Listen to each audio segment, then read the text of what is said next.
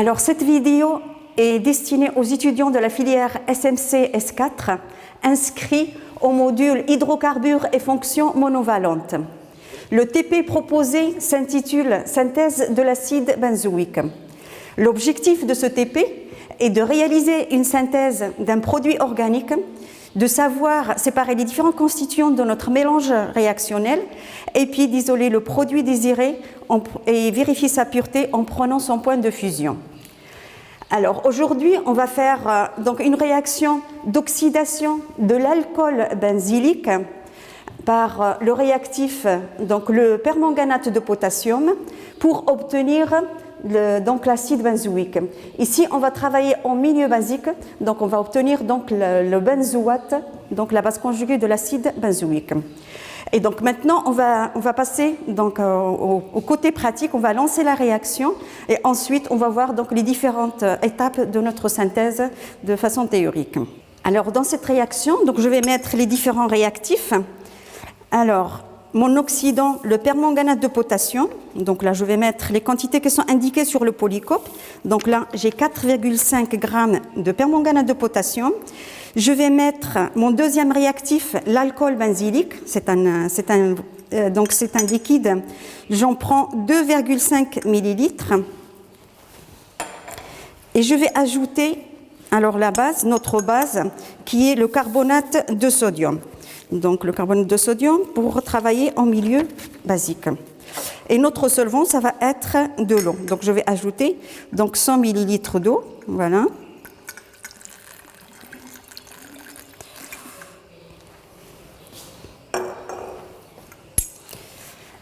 Alors une fois que j'ai mélangé tous mes réactifs, là vous remarquez la couleur violette du permanganate de potassium. Voilà, je mélange correctement tous les réactifs. Voilà. La réaction ne se fait pas donc à froid. Je vais être donc obligée de chauffer mon milieu réactionnel. Je vais faire un montage à reflux. Alors, je ne vais pas utiliser un agitateur magnétique pour agiter les produits.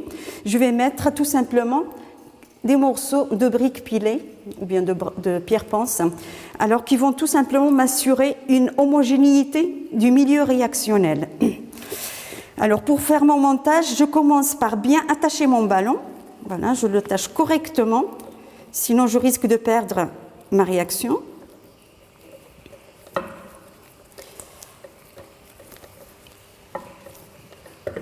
Voilà.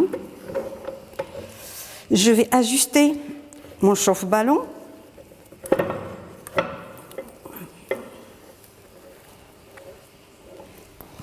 Et dernière chose, je vais adapter mon réfrigérant. Donc là, je vais chauffer, je vais avoir des vapeurs qui vont monter. J'ai besoin d'un réfrigérant pour condenser toutes les vapeurs. Voilà, pour éviter qu'il y ait des vapeurs dans la salle et pour éviter qu'il y ait perte de masse. Donc le rôle de mon réfrigérant, c'est d'éviter les pertes de matière. Pardon. Alors, pour adapter le réfrigérant, il faut que je le fasse de façon très souple. Alors, sur mon réfrigérant, vous voyez donc cette partie, c'est la partie donc rodée. Cette partie, il faut qu'elle rentre entièrement dans le ballon. Et donc, je vais l'introduire. La pince, il vaut mieux qu'elle soit donc au milieu du réfrigérant. Voilà, donc j'ai un montage très souple. Voilà. Et maintenant, je vais attacher donc mon réfrigérant à l'aide de cette pince à 3 doigts. De là, je serre à droite et à gauche de manière à garder un montage bien droit. Voilà. À chaque fois que je mets un réfrigérant, je dois penser à mettre de l'eau pour assurer une bonne circulation donc d'eau dans mon réfrigérant pour assurer le refroidissement des vapeurs qui vont être condensées et qui vont retomber dans mon milieu. Alors pour assurer le refroidissement, je vais donc relier mon réfrigérant donc tout simplement à l'eau de robinet. Alors l'entrée inférieure, ça va être donc l'entrée d'eau et puis à la sortie, ça va être par en haut et j'ouvre donc mon robinet à eau. Bon, juste un petit débit d'eau de manière à assurer le refroidissement. Voilà, comme ça c'est suffisant. Alors une fois que tout est mélangé, voilà, je vais lancer le chauffage donc à l'aide de mon simestre. Voilà, et je surveille ma réaction. Une fois que le reflux commence, ça veut dire que les premières gouttelettes, alors qui se forment, je vais voir ici, donc on va voir qu'il va y avoir des gouttelettes qui vont retomber dans notre ballon. Je vais commencer, donc je vais compter 30 minutes de réaction. Voilà, alors maintenant je vais laisser ma réaction et donc on va voir les équations d'oxydoréduction correspondant à cette réaction. Alors ici nous avons une réaction d'oxydoréduction. Alors, je vais commencer par écrire les équations d'oxydoréduction, les deux demi-équations, puis je vais écrire l'équation bilan. La réaction, on l'avait faite en milieu basique. Nous avons utilisé du carbonate de sodium pour être en milieu basique. Donc, pour écrire l'équation d'oxydoréduction en milieu basique, je dois d'abord commencer par l'écrire en milieu acide.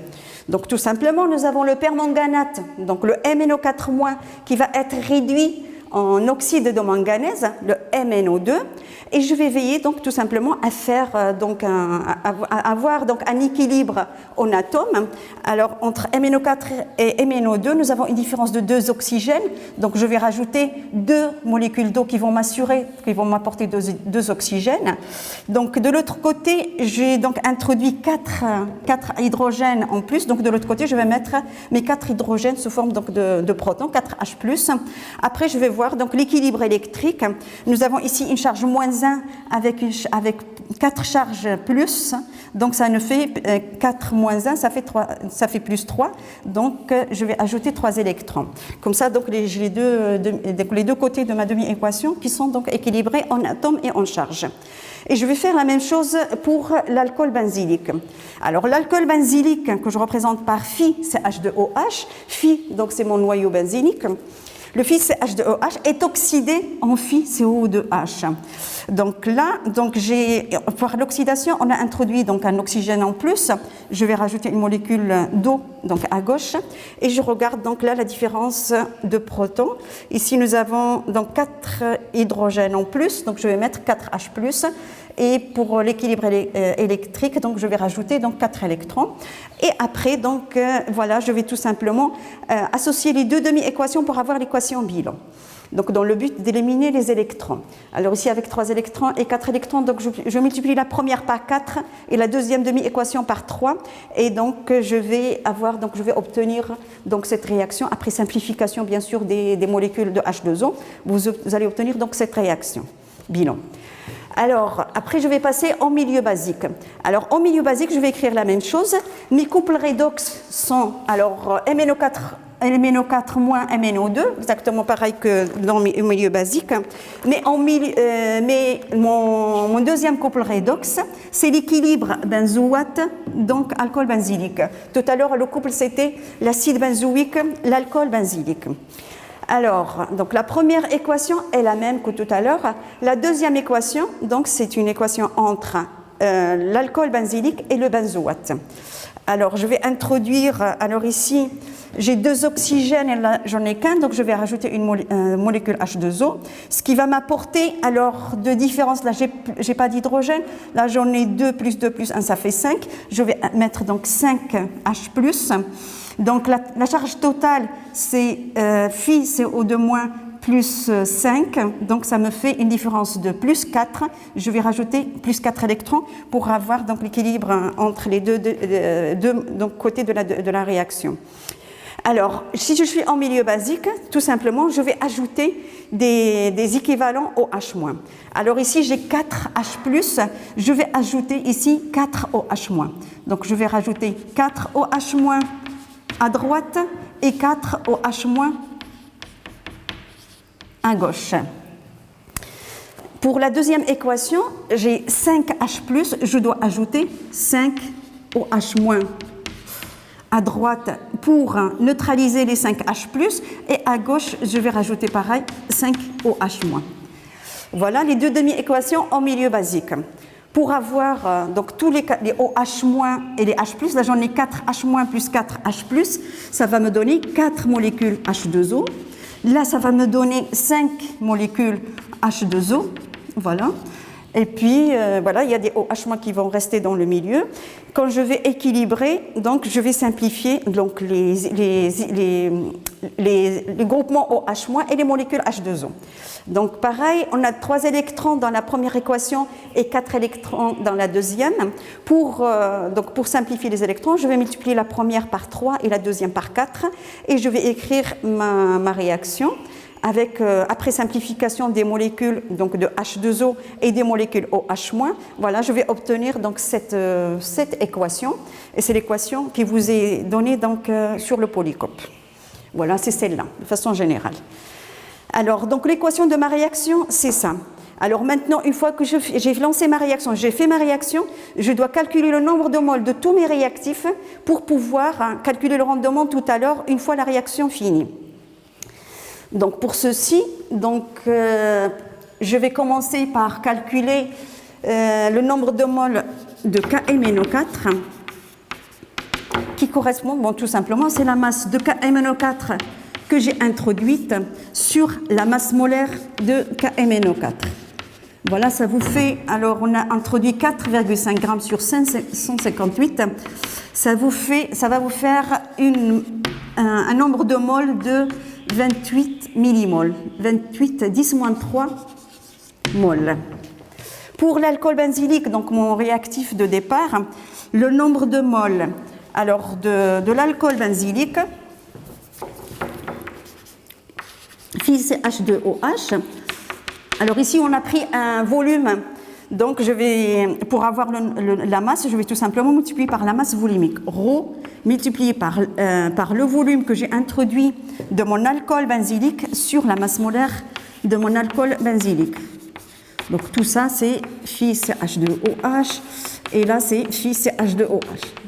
Voilà.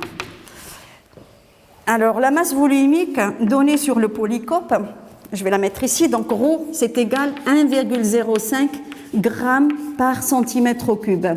Centimètre cube, ça veut dire par millilitre. Donc c'est 1,05 g par millilitre. Voilà. C'est ça l'unité de la masse volumique. Si je veux passer au kilogramme, ça va être 1,05 kg par litre. Je vais multiplier ici par 10-3 et là par 10-3. Et c'est la même valeur. Donc je fais attention aux unités et je fais attention aux unités que je vais utiliser dans le calcul de mon nombre de moles. Alors ici, puisque ma masse c'est donné en grammes mol moins 1, je préfère travailler avec ρ grammes millilitres moins 1, et donc mon volume, je dois le prendre en millilitres. Je ne le prends pas en litres, puisque voilà, je respecte les unités. Alors le volume, je vais le prendre en millilitres. Donc on a utilisé donc là 1,05 pour la masse volumique, on a utilisé 2,5 millilitres de mon alcool, et la masse molaire de l'alcool benzylique, ça fait 108.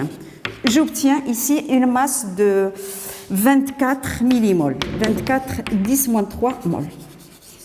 Voilà les réactifs donc, que j'ai utilisés dans ma réaction.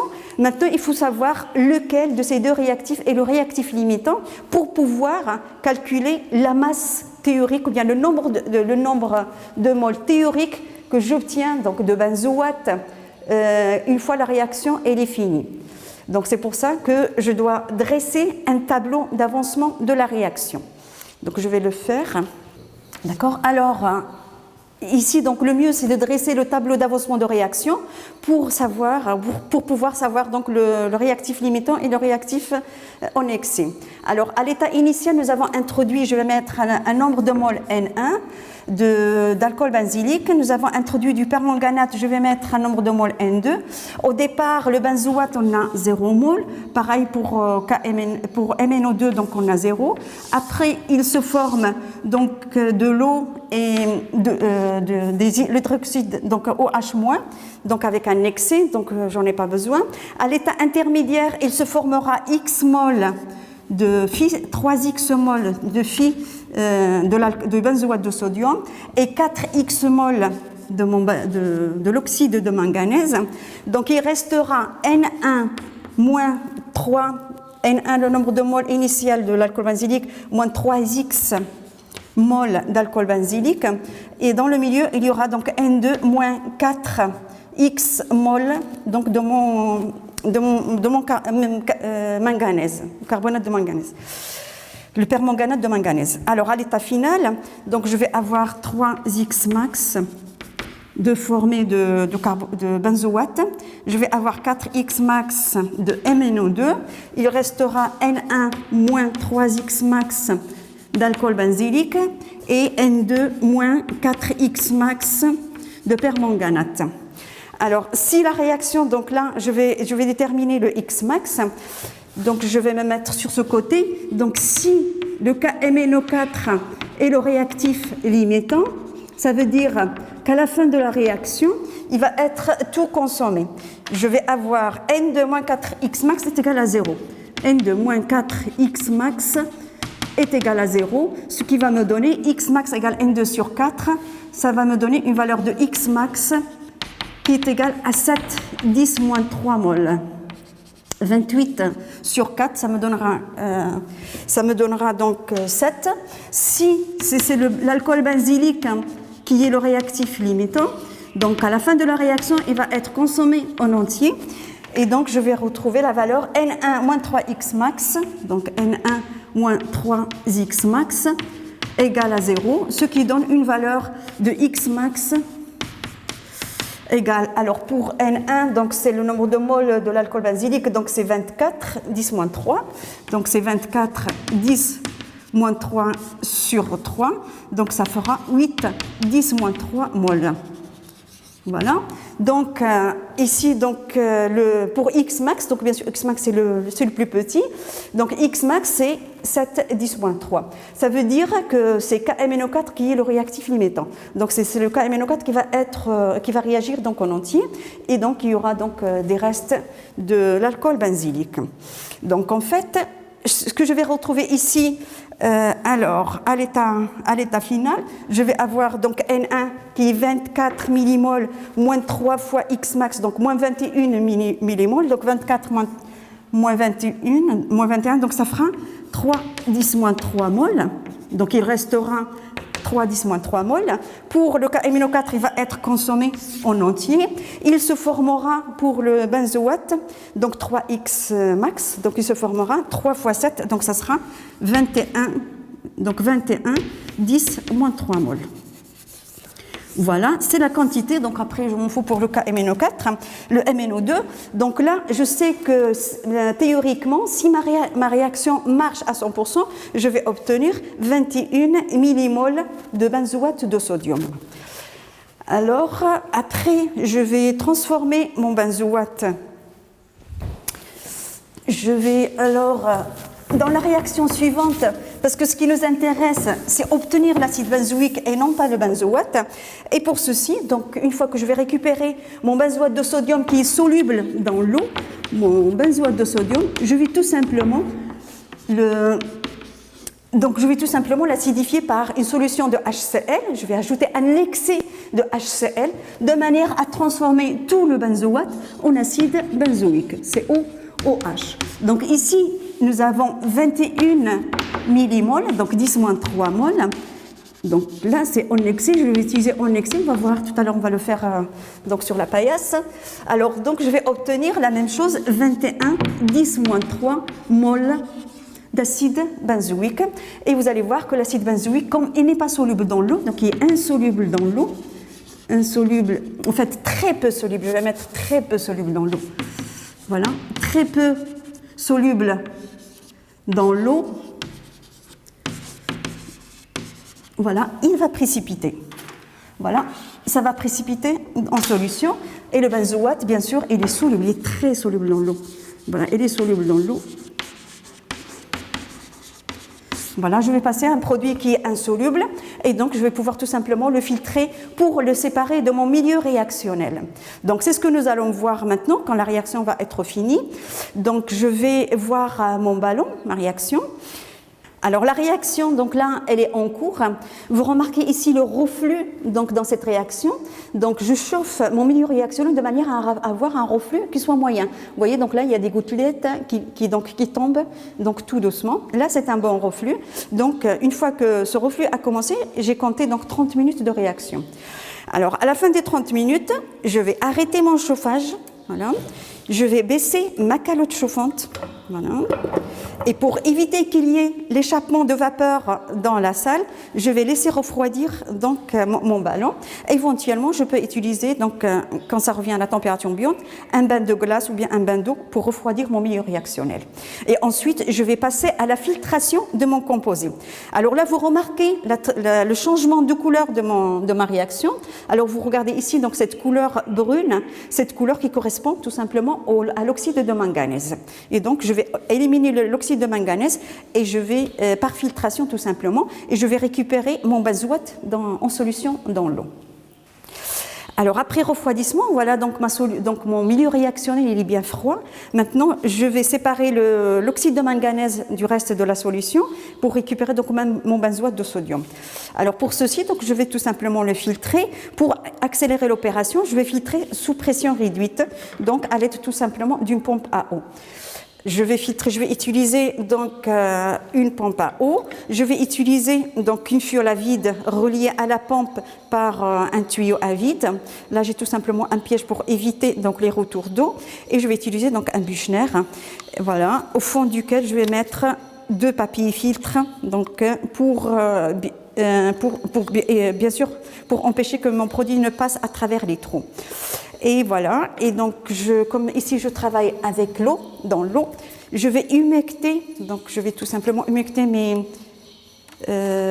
papilles filtres pour qu'ils adhèrent bien au fond de mon Büchner. Voilà, là j'en ai mis 2, je vais rajouter un 3e pour éviter que mon oxyde de manganèse ne me passe dans la solution, donc dans le filtrat, puisque dans mon filtrat je veux récupérer mon benzoate. Voilà.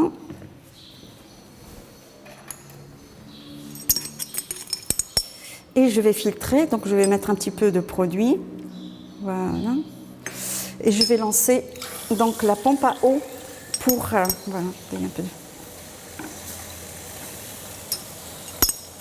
Voilà.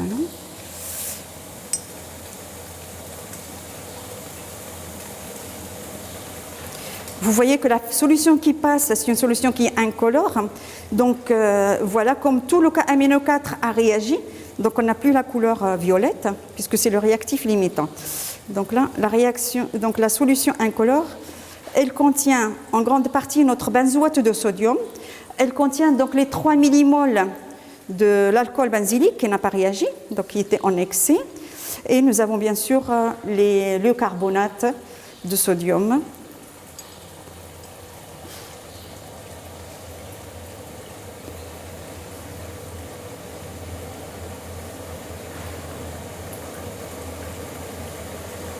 Voilà.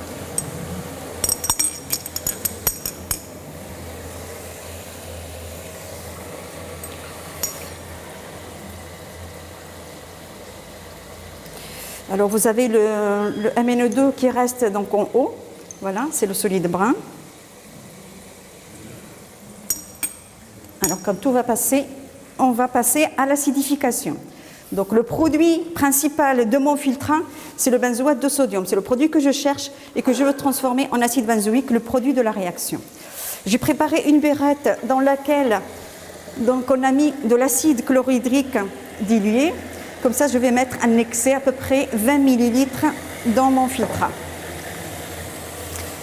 Alors une fois la filtration finie, je vais récupérer. Voilà. Je récupère, voilà, ça c'est mon MnO2 que je vais jeter. Et je vais récupérer mon filtrant que je vais acidifier. Voilà.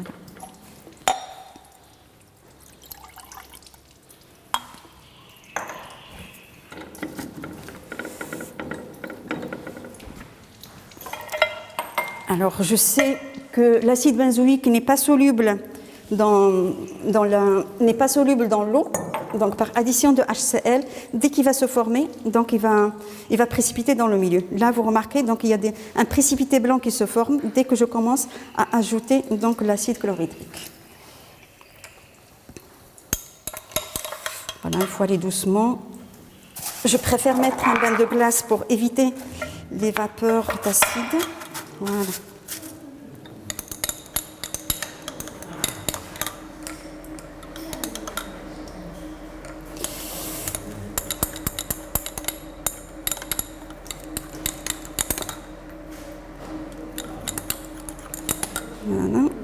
Alors, je vais arrêter l'addition quand il n'y a plus de précipité qui se forme.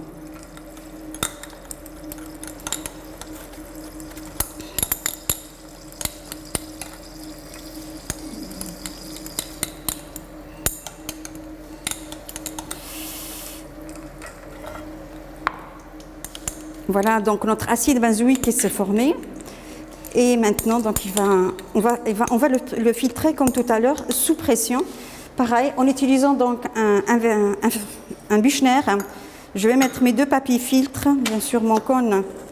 Voilà. Et puis, je vais récupérer, bien sûr, mon solide et je vais jeter le filtre. Donc là, je vais le laisser bien refroidir et je le récupère, donc je le filtrerai tout à l'heure. Voilà donc le produit que nous avons obtenu, donc l'acide benzoïque que nous avons obtenu après filtration donc, de notre solution acide. Ici, j'ai obtenu 2,2 grammes. Voilà, et comme ça, donc, on va calculer le nombre de moles de produits que j'ai obtenus, ou bien pour calculer, ça nous permettra de calculer le rendement.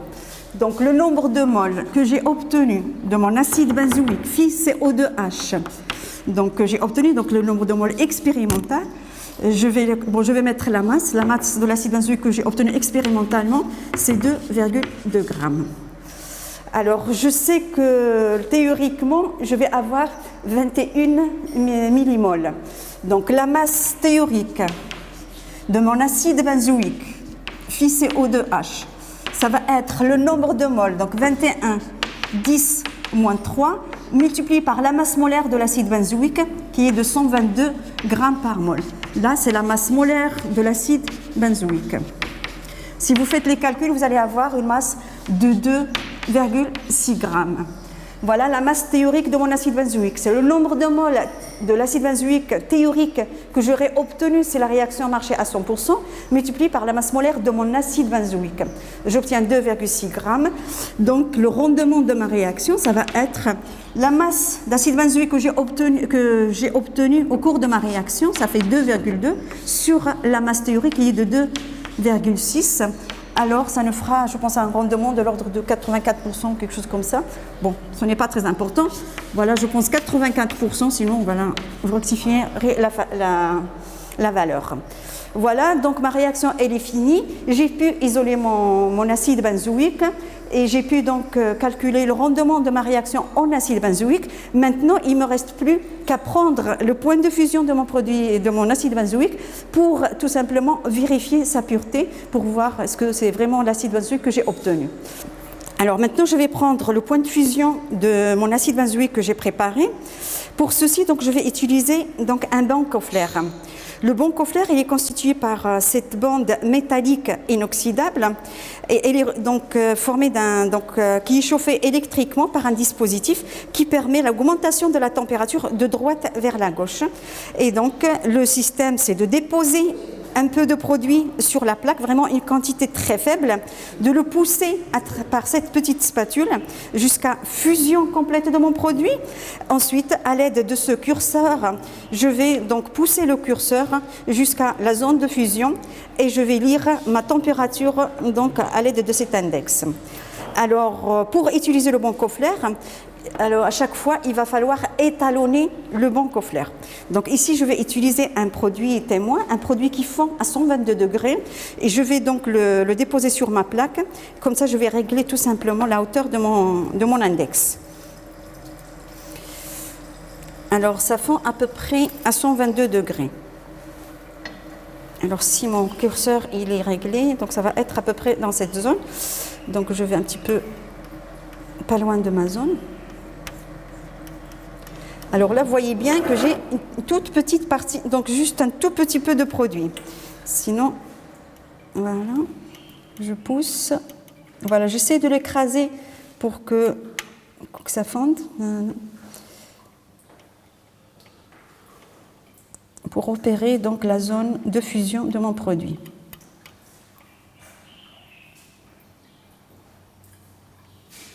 Voilà, une fois que ça a fondu, je vais pousser mon curseur et donc je vais régler, donc là l'index il n'était pas réglé, voilà, j'abaisse l'index jusqu'à 122 degrés. Voilà, je me mets en face, voilà. Donc là, c'est la température de fusion de mon composé témoin. Maintenant que c'est réglé, je vais nettoyer mon bronchoflaire et je vais mettre mon produit. Alors, la température de fusion de l'acide benzoïque, elle est donnée sur votre polycope. C'est une température de 122 degrés. En principe, on doit être pas loin de cette valeur. Alors, pareil, je vais déplacer une petite quantité de mon produit sur la plaque. Et donc, je vais voir, quand ça fond, je vais prendre sa température. Vous avez ici une règle graduée par des intervalles de 2 degrés. Et vous allez pouvoir donc donner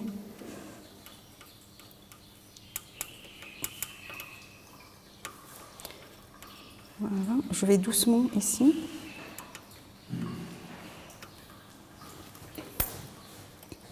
Voilà, un tout petit peu. Alors là, ça fond ici.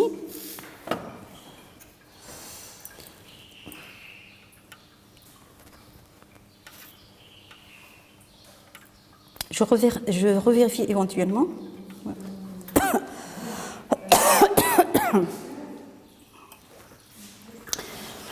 Et je vais donc lire ma température. C'est une température de 121 degrés. Donc à 1 degré près par rapport à la température décrite pour l'acide benzoïque. Ce qui est normal, puisque ici nous avons obtenu un acide benzoïque qui est brut. Donc les impuretés abaissent le point de fusion.